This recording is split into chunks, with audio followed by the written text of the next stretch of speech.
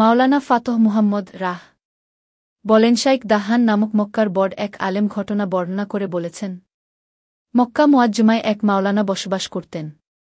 একদা তার মৃত্যু হলে যথারীতি দাফন কাফনের যাবতীয় কাজ সমাপ্ত করে তার আত্মীয় স্বজনরা বাসায় ফিরে আসে। কিছুদিন পর ওই এলাকার আরেক ব্যক্তির মৃত্যু হয়। তাকেও ওই আলেমের পাশে কবর দেওয়ার সিদ্ধান্ত হয়। সিদ্ধান্ত অনুযায়ী নির্ধারিত স্থানে কবর খুঁড়া শুরু হল। উপস্থিত লোকজন কয়েকদিন পূর্বে মৃত্যু হওয়া আলেম সাহেবকে নিয়ে বিভিন্ন কথা বলাবলি করল। কেউ ভালো বলল, কেউ মন্দ বলল, তবে ভালো বলার মাত্রাটাই বেশি। এভাবেই ধীরে ধীরে এগিয়ে চলছে কবর খননের কাজ।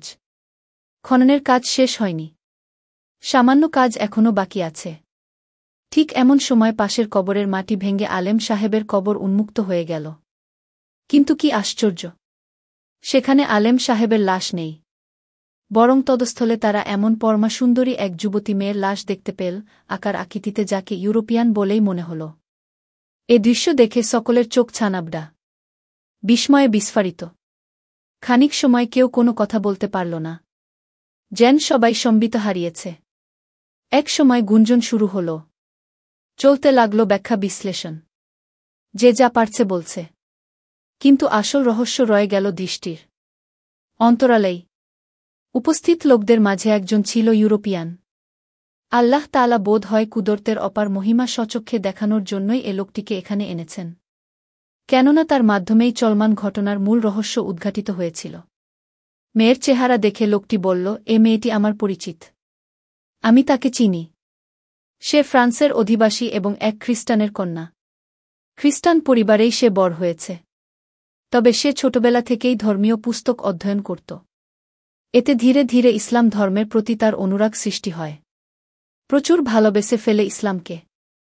ইসলামের প্রতিটি বিধিবিধান রীতিনীতি তার নিকট খুবই পছন্দ লাগতে শুরু করে। সে ভাবতে থাকে, ইসলাম ধর্মের ছোট বড় যে কোনো নিয়মনীতি, আইনকানুন অন্য যে কোন ধর্মের নিয়মনীতি থেকে অধিক সুন্দর, কল্যাণকর ও বিজ্ঞানসম্মত। সুতরাং সত্যিকার শান্তি ও সফলতার মুখ দেখতে হলে ইসলাম গ্রহণ ও সেই ধর্মের বিধান অনুযায়ী জীবন যাপন ব্যতিরেকে অন্য কোনো উপায় নেই। দিন যতই যায়, ইসলামের প্রতি মেয়েটির দুর্বলতা ততই বাড়তে থাকে। অবশেষে হেদায়েতের আলোকে উদ্ভাসিত হয় তার হিজমন। সে কালেমা পড়ে আশ্রয় নিয়ে ইসলামের সুশীতল ছায়ায়।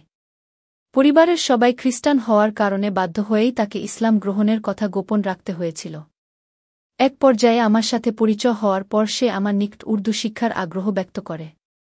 আমি তাকে মাঝে মাঝে গোপনে উর্দু পড়াতাম, নামাজ কালাম ও ইসলামের বিধান শিখাতাম। সে অত্যন্ত উৎসাহ ভরে এগুলো শিখত ও আমল করত। আমি তাকে কয়েকটি ইসলামী বইও পড়তে দিয়েছিলাম। এগুলো পড়ে সে দারুণ মুগ্ধ হয়, আনন্দে উৎফুল্লিত হয় প্রচুর পরিমাণে।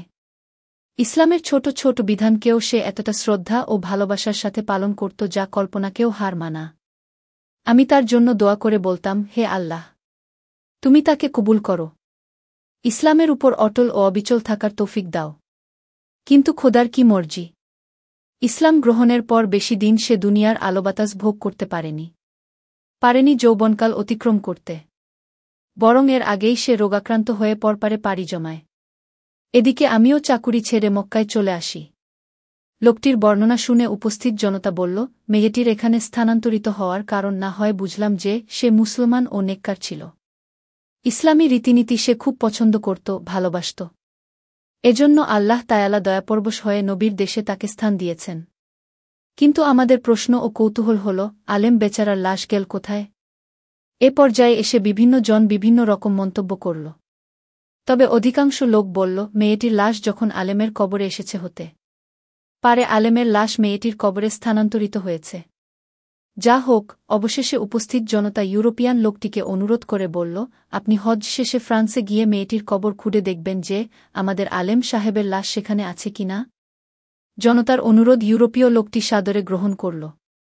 সে তাদেরকে সান্ত্বনা দিয়ে বলল, এজন্য যা কিছু করার সবই করব এবং তার ফলাফল আপনাদের অবশ্যই জানাব। তাছাড়া ঘটনার শেষ পর্যন্ত দেখার আগ্রহ আপনাদের চেয়ে আমারও কম নয়। ইউরোপীয় লোকটি হজ শেষে বাড়ি ফিরল। সে প্রথমেই মেয়েটির পিতা মাতার নিকট সব কিছু খুলে বলল। ঘটনা শুনে তারা যার পর নাই বিস্মিত হয়ে বলল, এটা কি করে সম্ভব যে মেয়ের লাশ দাফন করলাম ফ্রান্সে, আর তুমি কিনা তাকে মক্কার জনৈক আলেমের কবরে দেখে এসেছ? অবশেষে কৌতূহলবশত তারা মেয়েটির কবর খুঁড়ে দেখার সিদ্ধান্ত নিল এবং মেয়ের মা-বাবাসহ অনেকে এ বিস্ময়কর ঘটনা তদন্তের জন্য কবরস্থানে গেল। কবর খুঁড়ার পর সকলেই হতবাক। তারা দেখল বাস্তবিকই মেয়েটির লাশ কবরে নেই, বরং সেখানে সেই আলেম সাহেবের লাশ পড়ে আছে যাকে মক্কায় দাফন করা হয়েছিল। শাইখ দাহান বলেন, তদন্তের পর ইউরোপীয় লোকটি ঘটনার বিস্তারিত বিবরণ জানিয়ে আমাকে বলল, আপনাদের আলেমের লাশ ফ্রান্সের সেই মুসলিম মেয়ের কবরে পাওয়া গেছে। এ দৃশ্য আমি একাই কেবল দেখিনি, মেয়ের পিতামাতাসহ আরও অনেক গণ্যমান্য ব্যক্তি এর প্রত্যক্ষ সাক্ষী। সংবাদ পেয়ে মক্কাবাসীরা আবার চিন্তায় পড়ে গেল। তারা ভাবতে লাগল, ব্যাপারটা কি? মেয়েটির লাশ মক্কায় আনায় তো বুঝা গেল যে আল্লাহ তাআলা তাকে কবুল করে নিয়েছেন এবং কবুল হওয়ার কারণ ও আমরা জানতে পেরেছি যে সে মুসলমান হয়েছিল। ইসলামী রীতিনীতি ও কৃষ্টিকালচার অত্যধিক ভক্তি ও শ্রদ্ধার সাথে সে পালন করত। কিন্তু আশ্চর্যের কথা হল, আলেম বেচারার লাশ পবিত্র ভূমি মক্কা থেকে কাফিরের দেশে চলে গেছে কেন? কেন এরূপ হল? কেন তিনি মক্কা থেকে মৃত্যুর পরেও বিতাড়িত হলেন? সকলের শিক্ষা গ্রহণের জন্য এ বিষয়টির উদ্ঘাটন হওয়া বড় প্রয়োজন। এ নিয়ে তারা বেশ চিন্তাভাবনা করল।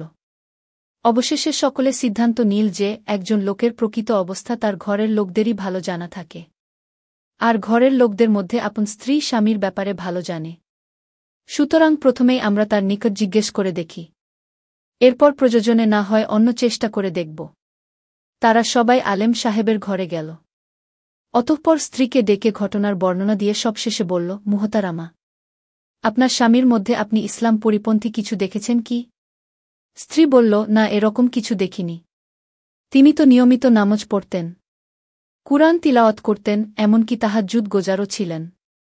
আমার সাথে তার ব্যবহারও খারাপ ছিল না। লোকজন বলল, আপনি একটু ভালো করে চিন্তা করে দেখুন।